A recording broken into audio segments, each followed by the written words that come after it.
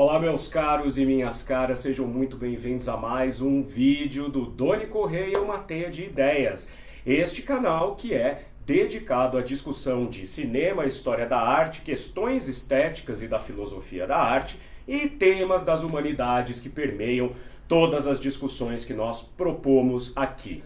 Antes de mais nada, eu já vou pedindo para você que é novo aqui, que já se inscreva, ative o sininho, dê o like, né? Deixa o like aí no vídeo pra gente, compartilhe bastante, pode colocar comentários aqui embaixo. Você que já está inscrito, compartilhe também este vídeo, dê o seu joinha, porque assim a gente vai educando o algoritmo do YouTube para que vocês tenham sempre um conteúdo de qualidade a partir deste canal que é comandado por mim, Doni Correia, mestre e doutor em Estética e História da Arte, crítico de arte e de cinema, além de professor de História e Linguagem do cinema e das artes visuais. Pessoal, a conversa de hoje sobre estética, né? Como eu falei para vocês, eu estou fazendo essa pequena série sobre questões estéticas diversas e hoje eu trouxe uma questão que é sempre um calcanhar de Aquiles para quem estuda cinema e até mesmo para quem consome cinema como um espectador comum, como um cinéfilo, como um apreciador da sétima arte. Eu vou falar sobre Sergei Eisenstein e as suas modalidades de montagem. Veja só, há pouco tempo atrás eu recebi um vídeo de uma amiga minha, de um professor, que dizia, né, ali durante o vídeo, que ele ia explicar aos seus alunos os tipos de montagem desenvolvidos, né, pelo Sergei Eisenstein, lá na União Soviética, na Rússia pós-revolução, né? Então ele começou bem, ele falou, olha, o Eisenstein desenvolveu ali na teoria dele 5 instâncias da montagem: montagem métrica, montagem rítmica, montagem tonal, montagem atonal e montagem intelectual. Ótimo, até aí, perfeito. E aí em seguida ele diz, eu vou explicar aqui para vocês o que são as montagens métrica, rítmica e tonal. A atonal e a intelectual eu não vou explicar porque eu não entendi, eu li 2 artigos, porra, não sei como não explodiu a cabeça de tanto que leu, né? Mas mesmo assim eu não compreendi, então eu não vou falar. Gente, bom, começa que ele já deixou de fora as 2 mais fáceis, né? E eu nem quis ver como ele explica essas que são um pouco mais complexas. Mas de qualquer maneira, quando nós que somos professores, estamos aqui diante de vocês para poder passar alguma coisa do que a gente aprendeu, é importante que a gente tenha certeza daquilo que a gente estudou e como a gente assimilou isso para poder passar adiante. O professor, mais do que um aluno, é um eterno estudante, né? Não há problema nenhum em não conhecer, não lembrar dos tipos de montagem ou dos nomes dados, né, das categorias e como elas funcionam. Não há problema nenhum, né? Para isso que nós estudamos. Agora, a gente tem que vir trazer um conteúdo certo do que nós estamos falando, né? Então, por causa disso, eu resolvi fazer esse vídeo, porque de fato, quando quem está estudando a estética do cinema se depara com as questões relacionadas à montagem dialética, né? Essa montagem feita de fragmentos que ora se completam, ora se opõem, sempre tem alguma dificuldade. E é compreensível até, né? Porque o Sergei Eisenstein, ele escreveu muito sobre teoria do cinema em todas as suas instâncias, né? Sobre a cor, sobre o som, sobre a montagem, né? Que é o que estamos tratando aqui, e assim por diante. E há 2 obras que vocês podem consultar do Eisenstein quando vocês estiverem performando aí os estudos cinematográficos de vocês. Uma delas é A Forma do Filme, que é esse aqui. Todos os livros que eu cito aqui no canal tá sempre lá no meu wishlist da Amazon para que vocês vejam mais detalhes sobre ele, né? E o outro é O Sentido do Filme. São as 2 obras que eu diria assim mais completas que conseguiram reunir os escritos do Sergei Eisenstein. O grande problema é que o Eisenstein viveu pouco, ele morreu aos 50 anos de idade. E ao mesmo tempo que ele produzia muito, ele escrevia muito também, ele teorizava muito. E as teorias que ele desenvolvia ali nem sempre estão completas, porque ele não teve tempo de se aprofundar. Então, às vezes, como ele escrevia numa linguagem bastante ensaística, um pouco cifrada, um pouco poética, é normal que quando a gente chega, por exemplo, no livro A Forma do Filme, e vai estudar os tipos de montagem, né, os métodos de montagem, como ele chama, a gente se confunda mesmo, porque é um pouco estranha a forma como ele escreve, a forma como ele faz alusões e associações, não é?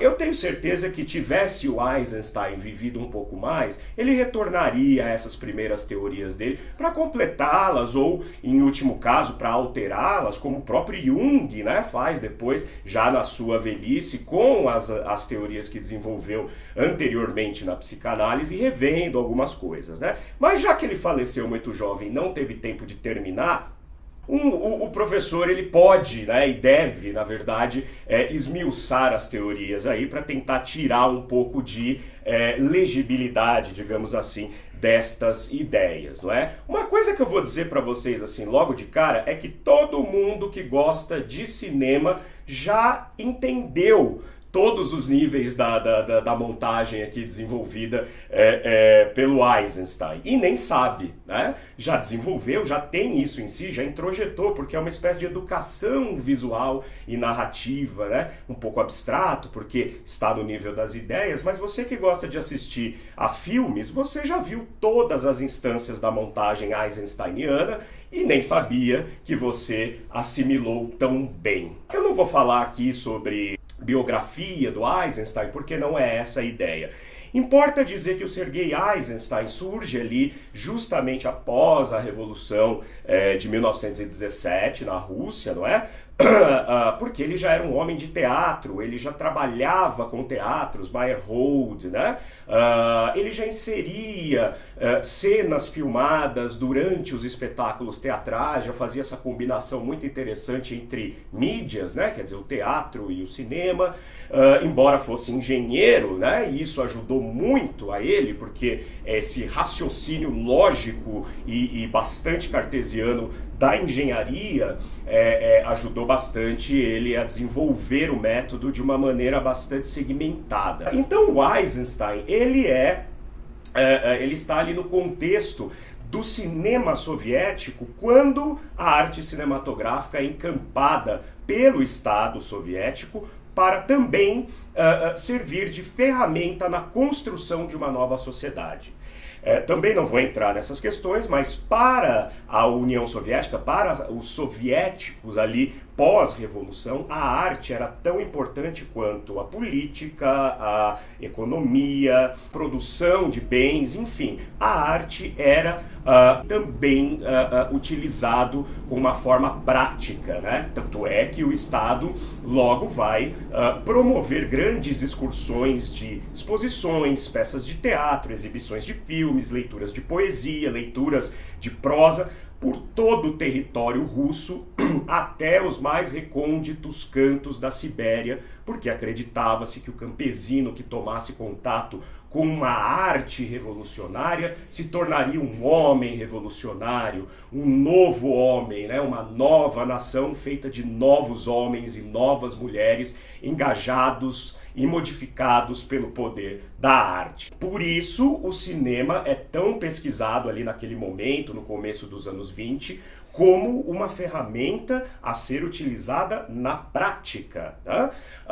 E vocês provavelmente já devem ter ouvido falar no nosso querido Lev Kuleshov, né? Que é o primeiro ali cineasta que vai começar a estudar o método de montagem cinematográfica de maneira que o filme cause um determinado impacto no espectador controlado. O que eu quero dizer com isso? Se a gente for olhar para os filmes norte-americanos, principalmente os de Griffith, né? Os primeiros filmes de D.W. Griffith, nós vamos ver que nós estamos diante de um filme quase naturalista. Nós assistimos a uma história, seja um drama, uma comédia, nós não prestamos atenção necessariamente no corte, né? Nos cortes. Nós estamos ali assistindo uma história que ela vai fluindo, porque o corte, né? O corte de uma cena para outra, de uma sequência para outra, ele está disfarçado pela narrativa do filme que se sobrepõe a cozinha, né, a técnica da montagem. Essa era a ideia de um bom filme narrativo. Quando os russos começam a pesquisar o cinema, eles entendem exatamente o contrário. O espectador precisa ser exposto e apresentado ao choque das diferenças das imagens dentro do contexto da montagem, porque só a montagem é que vai causar o efeito de sentido que o diretor pretende. Portanto, o corte deve ser percebido. Portanto, o Lev Kuleshov faz uma experiência que até hoje é conhecida como experimento Kuleshov, em que ele filma uma imagem estática de um famoso ator russo da época, Ivan Mushkin, né? Em que o Ivan não expressa qualquer reação no rosto dele. É uma expressão completamente fria e completamente desprovida de emoção. E o Kuleshov, na sala de montagem, vai começar a juntar essa imagem do Ivan Mushkin com outras imagens que aparentemente não têm nenhuma relação com aquela primeira. Então ele coloca o Mushkin e depois, logo em seguida, coloca um prato de sopa. Depois ele coloca novamente o Mushkin e uma menininha morta dentro de um caixão pequeno. Depois volta para o rosto do Mushkin e aí corta para a cena de uma bela moça deitada num divã com um olhar lânguido, não é? A mesma imagem do ator, tá? Quando ele projeta isso para uma audiência leiga, uma audiência habituada a assistir filmes que são mais naturalistas, todos ali que assistiram a essa pequena montagem foram unânimes em dizer, puxa, mas como o Mushkin é bom, né? Veja como ele reage bem a cada emoção, né? Quando tá com fome, no caso do prato da sopa, a tristeza de ver uma garotinha morta, né? O desejo ali por ver uma moça bonita, com um olhar sedutor. E, na verdade, era a mesma imagem do Mushkin. E o Lev Kuleshov, então, vai entender que, de fato, quando você confronta duas imagens que aparentemente são opostas, dependendo de como você as manipula, isso pode causar uma emoção, isso pode guiar, na verdade, a percepção do espectador.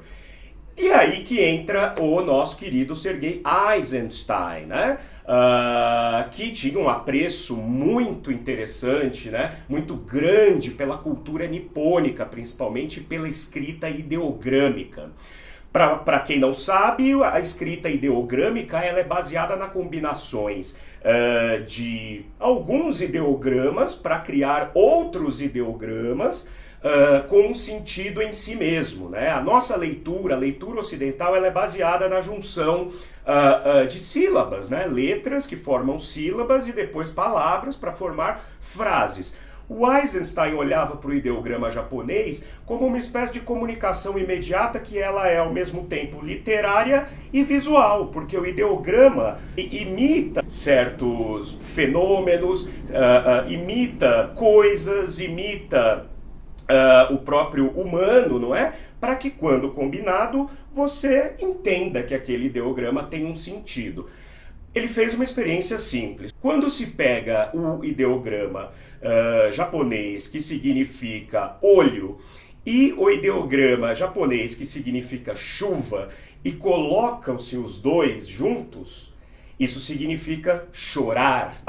O ideograma que significa um pássaro, o ideograma que significa cabeça, junta-se, significa cantar. Não é? Então ele trouxe este procedimento ancestral da cultura nipônica para dentro da montagem cinematográfica e viu que era possível desenvolver alguns métodos que, combinados, criavam o sentido maior do filme. E é aqui que eu entro, então, nos métodos de montagem conforme Sergei Eisenstein, né, que é o nome do ensaio que ele publica aqui em A Forma do Filme. Como eu já falei, é uma leitura muito interessante, né? Então vamos lá. Eu fiz o seguinte, ao invés de trazer aqui exemplos tirados diretamente dos filmes do Eisenstein ou dos filmes soviéticos daquela época, eu tô deixando aqui embaixo na descrição alguns links para exemplos mais contemporâneos, para que vocês vejam como isso é aplicado no cinema desde aquela época até hoje. Como eu falei, vocês já percebem a montagem dialética, a montagem intelectual do Eisenstein e nem sabem, né? Mas eu não vou colocar nesse vídeo aqui para não tomar strike, então eu vou deixar os links aqui embaixo, separados por cada categoria, e vocês vão lá depois assistir a estas cenas para introjetarem melhor. A primeira instância que ele cita aqui é a montagem métrica, pessoal. E a montagem métrica ela é relativamente simples de compreender. Ela diz respeito ao comprimento total e bruto de uma determinada sequência. E o que é uma sequência? É uma cena que vai durando pode durar por alguns segundos ou pode durar por horas, não é? Então a montagem métrica seria o alongamento de uma sequência sem o corte, né? Porque o Eisenstein, nesse procedimento, nesse processo de amadurecimento das teorias da escrita nipônica, né? Como base para ele desenvolver as teorias de montagem, vai entender que a unidade mínima do filme é o plano. O plano é a câmera filmando algo, aquilo é o plano. E a montagem métrica, nesse caso, é uma distensão do plano de acordo com a necessidade que o roteiro pede, que o diretor entende ser estilisticamente adequado a ele e assim por diante.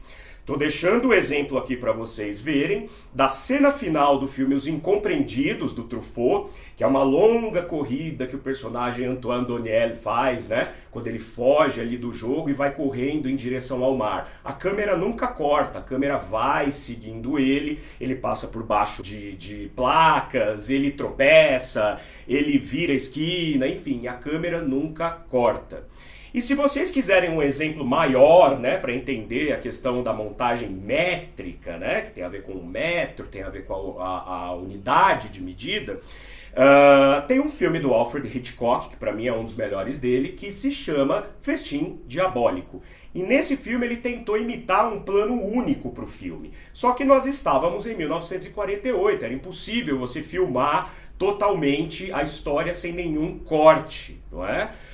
Porque naquela época os rolos de filme tinham uma duração máxima aí de 10, 11 minutos. Então fatalmente ele tinha que cortar. Quando ele ia fazer isso, a câmera entrava nas costas de algum ator. Todos os atores usam terno, né, no filme, terno, gravata, é uma festa ali que está acontecendo, e a câmera entra nas costas desse ator, a tela fica toda escura e volta, é uma coisa muito rápida. Quando volta já é mais um rolo, e assim a gente tem a impressão de que a ação é contínua, né? Já no começo dos anos 2000 nós temos, por exemplo, o filme do Sakharov, né, que é o Arca Russa, que se passa inteiro dentro do Hermitage, conta a história da Rússia, né, por meio de várias cenas que se passam nas salas do Museu Hermitage. Só que aí ele já consegue filmar de uma maneira contínua, porque no começo dos anos 2000 já havia a possibilidade de, com o cinema digital, você usar um HDzinho externo ou um dispositivo de memória maior e você consegue filmar o quanto você quiser, tá? Então essa é a montagem métrica, né? Tem a ver com o comprimento da cena. Em seguida, nós temos a montagem rítmica, né? E a montagem rítmica é muito interessante porque o Eisenstein vai dizer que você pega então essa sequência métrica e você começa a cortá-la de maneira a subverter, a distorcer o ritmo dos acontecimentos dentro da ação. Você pode estender essa ação, você pode encurtar essa ação pela tesoura, pela junção de planos que, obviamente, possuem uma coerência e uma coesão dentro daquela cena que está sendo feita, mas você causa no espectador o estranhamento do corte para poder criar o ritmo que a cena pede, não é? Por exemplo, eu estou deixando aqui para vocês assistirem a uma cena de batalha do filme Vingadores, né? Vingadores Guerra Infinita. Vocês vão ver que aquilo é uma montagem rítmica porque a sequência de cortes é muito rápida, né? Os cortes eles são feitos de uma maneira bastante agitada, os fragmentos, os planos, eles são curtinhos, né? E encadeados assim de uma maneira muito rápida, justamente para dar no espectador aquela verve de uma guerra de heróis ali com superpoderes, né? No cinema do Eisenstein, quem conhece a famosa cena da escada de Odessa no filme O Encoraçado Potemkin, tem ali um exemplo de montagem rítmica, aquela escadaria que nunca acaba, as pessoas correndo, sendo pisoteadas, sendo fuziladas pelos soldados, e a cena vai por 10 minutos até que nós temos a conclusão dela. Então, a montagem rítmica serve justamente para decompor a métrica do filme e dar ritmo, né? Dar o ritmo que determinada ação pede para que o espectador tenha essa percepção, entenda a dramaticidade da cena, seja ela qual for, uma cena de amor, uma cena de ação, uma cena de crime e assim por diante. Daí a gente vai para a montagem tonal, que é um pouco parecida com a montagem rítmica. A diferença é que enquanto na montagem rítmica, normalmente os cortes dizem respeito a uma cena independente, né, uma cena que está acontecendo ali, num espaço determinado, a montagem tonal, ela vai, na verdade, preparando o ritmo das cenas, né? Vou explicar. No caso da montagem tonal, se vocês pegarem o exemplo que eu estou deixando aqui embaixo, que é do filme Três Homens em Conflito, né? Ou O Bom, o Mal e o Feio, o grande clássico do Sérgio Leone, há uma cena no final que é um duelo maravilhoso dentro de um cemitério, e é um duelo de 3 pistoleiros, né? É uma tríade, assim, né? Depois o Quentin Tarantino vai se inspirar muito em Sérgio Leone, principalmente ali no comecinho da carreira dele, né? Cães de Aluguel, Pulp Fiction. Esse duelo, que é muito simples, ele vai terminar no momento em que um dos pistoleiros vai abater os outros dois, né? Um ele mata, o outro não. Mas quando ele, na verdade, vence esse duelo, a coisa é tudo muito rápida. São coisa de 3 tiros, assim, pá, pá, pá, 3 cortes. Mas até chegar a isso, o Sérgio Leone vai nos preparando dramaticamente, mostrando esses pistoleiros chegando no cemitério, se colocando em cada canto ali em que eles vão ficar para poder acertar o oponente. Nós vamos vendo como é o cemitério, nós vemos os carcarás voando, nós vemos closes ali da pistola na cintura dos pistoleiros, closes muito fechados nos olhos dos pistoleiros e a música do Ennio Morricone subindo e ajudando a criar este clima, não é? Isso é uma montagem tonal, é a montagem que dá tônus, é a montagem que tem a ver com a música, com a musicalidade. É como se fosse uma partitura em que as notas estão dispostas de maneira a construir esse efeito de sentido até o grande desfecho, né? No Encoraçado Potemkin, que eu citei agora há pouco, isso acontece imediatamente antes da montagem rítmica da escadaria de Odessa. Nós vemos ali o povo de Odessa recebendo os marinheiros rebelados, nós vemos o navio trazendo o corpo do marinheiro morto, né, para ser velado, nós vemos a população levando comida a esses marinheiros até que eles são surpreendidos pelos guardas do czar, e aí começa aquela cena do massacre na escadaria. Portanto, a montagem tonal ela serve justamente para preparar o espectador para uma grande sequência que é uma catarse, um clímax ou algo importante dentro ali da narrativa. Pode ser um mistério, pode ser, enfim, né? O tônus das nossas emoções será dada justamente por essa fragmentação de imagens que vão sendo coladas e ganhando um crescendo, né? Até, como eu disse, a grande catarse. E aí nós temos a montagem atonal, que, como eu disse no começo, é uma das mais fáceis de compreender, porque é a montagem que o Kuleshov já havia testado lá atrás, né? É aquela montagem de coisas díspares, que num primeiro momento não tem relação de causa e efeito uma com a outra, mas quando combinadas elas formam uma terceira imagem, não é? Há um filme do Eisenstein chamado A Greve, que vocês podem conferir. Há uma cena em que os grevistas são emboscados pelo exército, e quando eles vão sendo fuzilados e caindo, o Eisenstein intercala essa cena com um boi sendo morto no abatedouro ali, né, no frigorífico. Então veja, né, os grevistas sendo mortos, o gado sendo abatido. O grevista, o trabalhador, o proletário e o gado são a mesma coisa, porque são abatíveis, eles são descartáveis, não é? Deixei para vocês aqui uma cena muito interessante do filme O Último Rei da Escócia, em que o Idi Amin, interpretado pelo Forrest Whitaker, né, ele tá no meio da estrada, machucado porque o carro dele atropelou, a comitiva dele atropelou um boi, e o boi fica agonizando de um lado e o Idi Amin sendo tratado pelo médico do outro lado, né? Essas duas cenas aparentemente não têm relação, mas na medida em que elas começam a ser intercaladas, aquilo começa a criar um efeito de sentido em nós, espectadores, que vai nos deixando cada vez mais ansiosos pelo que vai acontecer. E vocês vão ver o desfecho em seguida. Então a atonalidade tem a ver justamente com essas diferenças que, quando juntadas, criam uma outra significação.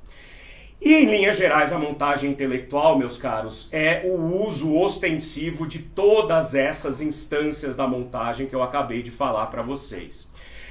Eu vou fazer um outro vídeo só sobre montagem intelectual mais adiante, tá? Mas para amarrar, em termos de montagem intelectual, o que eu posso dizer é que nenhum filme se utiliza somente da montagem tonal, da atonal, da rítmica ou da métrica. Tudo é usado ao mesmo tempo e várias vezes na mesma sequência, na mesma cena. Godard, Agnès Varda, Orson Welles, Christopher Nolan, David Lynch, Clouseau, Catherine Bigelow, qualquer diretor que vocês pegarem para assistir um filme, se utilizam de todas essas instâncias da montagem, e a montagem intelectual é a junção de todas elas e a introjeção, a assimilação pelo espectador. Chama-se intelectual porque apela ao intelecto do espectador, não porque seja algo pernóstico que só intelectuais podem compreender. Não, é porque apela ao nosso intelecto, à nossa percepção, à nossa sinestesia, tá?